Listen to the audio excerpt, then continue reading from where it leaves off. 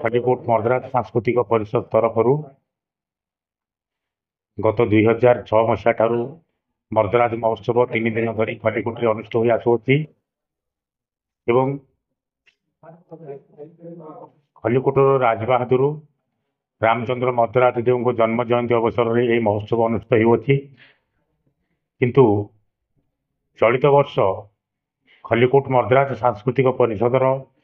ସଭାପତି तथा विधायिका राणी साहेबा श्रीमती सुज्ञानी कुमारी देवଙ୍କ देहांत ହେବା ଯୋଗୁଁ ଏବଂ ତାଙ୍କର ଦେହାନ୍ତର 1 ବର୍ଷ ପୂର୍ତ୍ତି ନ ହୋଇଥିବା ଯୋଗୁଁ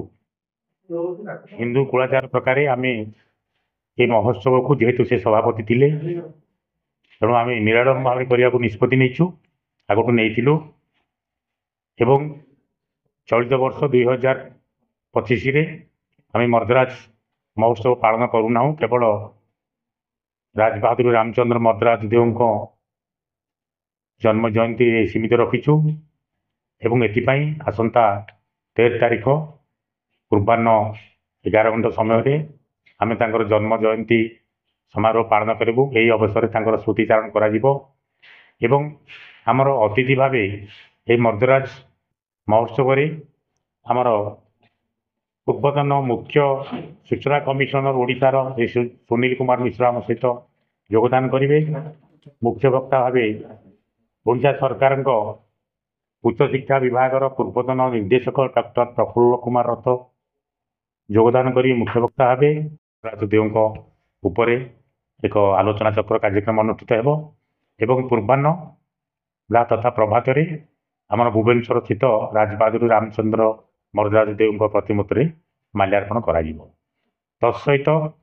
आमर 12 तारीख दिन प्रतिवर्ष भली ब्रह्मपुर ठारे रामचंद्र मर्द्दराज देव महोत्सव जन्म जयंती पालन करा एवं सेठारे मध्य आमर मुख्य अतिथि भाव आमर संस्कृति विभाग कुलपति ओडिशा सरकार कुलपति श्री प्रसन्न कुमार साई मुख्य अतिथि भाव योगदान करेंगे एवं मुख्य वक्ता भाव प्रोफेसर योगदान करेंगे एवं सम्मानित अतिथि भाव आमर खलिकोट विश्वविद्यालय पूर्वतन कुलपति महेंद्र प्रसाद रथ आम सहित योगदान करेंगे किंतु कौन आडंबर सहकारे पालन करा केवल श्रुतिचारण राजबहादुर रामचंद्र मर्द्दराज देव श्रुतिचारण ही सीमित रही प्रतिवर्ष आम मर्द्दराज सम्मान दि जाऊला मर्द्दराज महोत्सव अवसर में तो चलित वर्ष मर्द्दराज सम्मान भी क्या प्रदान करा जाऊ नहीं एवं जो मर्द्दराज नाम एक स्मरणिका भी प्रकाशित होता भी आम ए वर्ष चलित वर्ष स्थगित रखीचु एवं आसंता वर्ष ठारू पुणी थे तार आडंबर सहकारे पुनरावृत्ति।